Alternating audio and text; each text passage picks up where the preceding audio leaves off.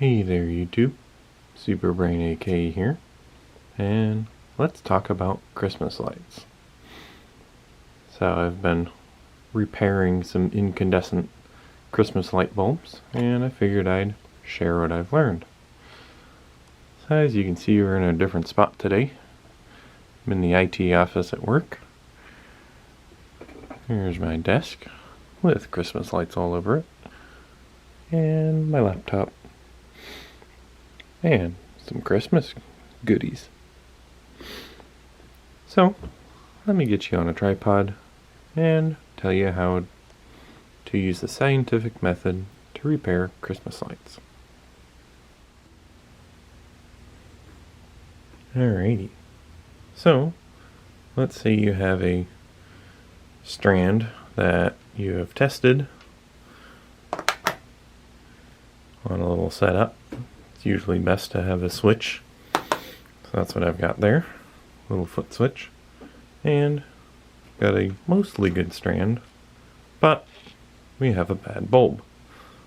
This one is actually extremely bad, which probably got blown up in a catastrophic failure. I'll talk about that towards the end of the video, but you want to replace it. But the Christmas light bulbs come in approximately 2 flavors, at least in the small variety like these. So, to figure out which strand you have, you just have to try it. So, pull out that bulb, strand will go out because they're in series, and you put in another bulb from another random strand. Now, of course, you should do this with the power off, and you see that it glows dimly. So, this will tell you that, one, this is not the right bulb for this strand, and this is in fact a high current bulb, whereas these are low current bulbs. So I had originally thought this was like low voltage versus high voltage, but turns out there's 50 in each section of this strand, and there's 50 in the section of the high voltage bulbs. So, for 120 divided by 50 equals 2.4 volts. So, that'll tell you it's 2.4 volts per bulb.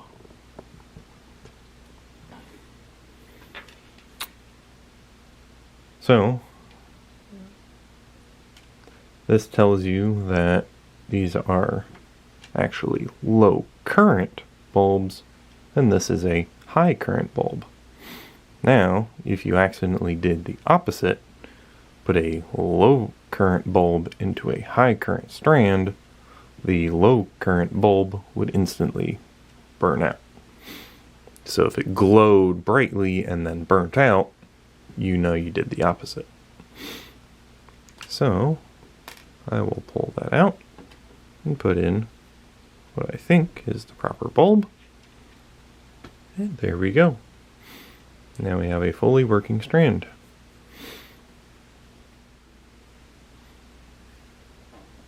So I have gone and broken this strand again, and you might be wondering, how is the strand on if they're all in series, but the filament in this one is burnt out? Well, if you look very closely, you should be able to see at the base of it that there is actually a piece of wire wrapped between the two legs. That is actually insulated wire, but the insulation is very weak, I guess. So, if this were to go open circuit, like the filament burning out, the voltage across it would be 120 volts. Because yes, there's resistance, but there's no current flowing. So the voltage across the bulb becomes 120 volts, and the wire that's wrapped around the two poles or contacts that actually arcs over and shorts, and so the bulb is now a short circuit. So, if you do not replace your burnt out bulbs, this is a short circuit, and these are running normally. Now you have 49 bulbs in series. So, 120 divided by 49, that is 2.448, which is 0.4 volts higher than what it used to be. Now, it's not that bad that one's out, but if you have 10 of them out, that's a quarter of the string. You now have 120 divided by 40, and you're 0.6 volts higher than what you should have. So that is how that is going to run more current through the filaments of the working bulbs and turn them eventually into a catastrophic failure, because the more bulbs that burn out, the more current flows through them, which means the more bulbs burn out. So you should always make sure to replace your bulbs.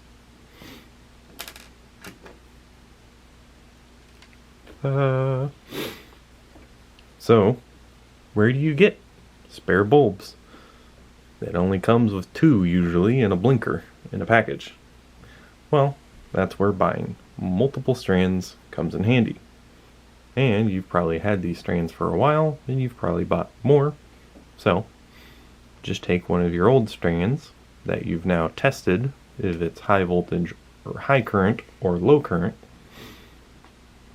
and you can turn it into a donation strand. So as you can see, this guy hasn't been lighting up all the way because he only has one section left. And this is my testing section. So I can test the bulbs in a known good strand. That's why I have this labeled. Known good. So this one section from here to the start is known to be good. And it's low current.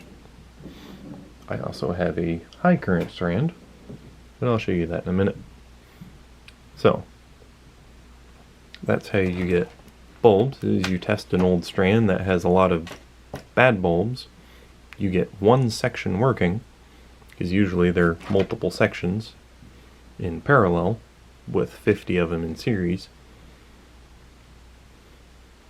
And then you can start to make up bags like these.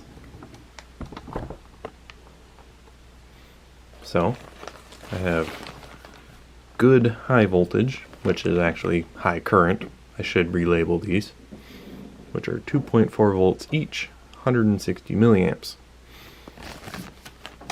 Then in the low voltage or properly low current variety, 2.4 volts, only 80 milliamps. And then you have a bag for bad ones, so that way you don't get them confused. So the bad bulbs are great for keeping spare bases. So little green bases, because if I show you,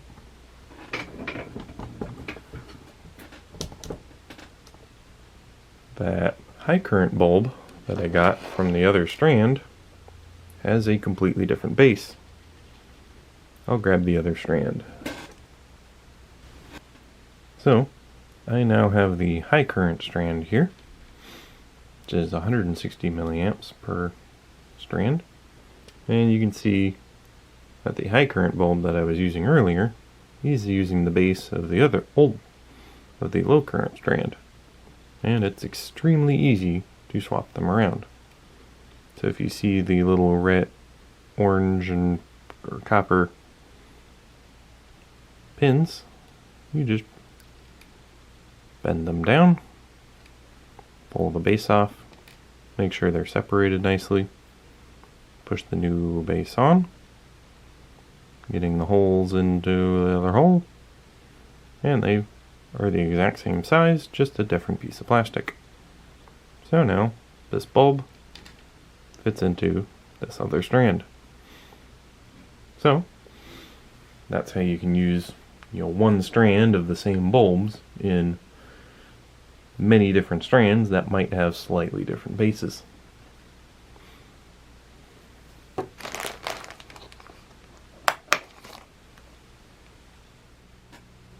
So I guess that mostly wraps up this video. Just make sure that now that you have, donor strands, and now you can go back and test more strands with known high current or low current bulbs. What you should always do when testing is use the high current bulbs in an unknown strand, because if it is in fact a high current strand, it will light up normally. If it is in fact a low current strand, it will light up dimly, and you'll know that that other strand is a low current one, and you can safely put a low current bulb in. Because if you accidentally put a low current bulb into a high current strand, it will immediately blow up. So that is going to wrap it up for this video. I hope you guys enjoyed, and I wish everyone a very Merry Christmas.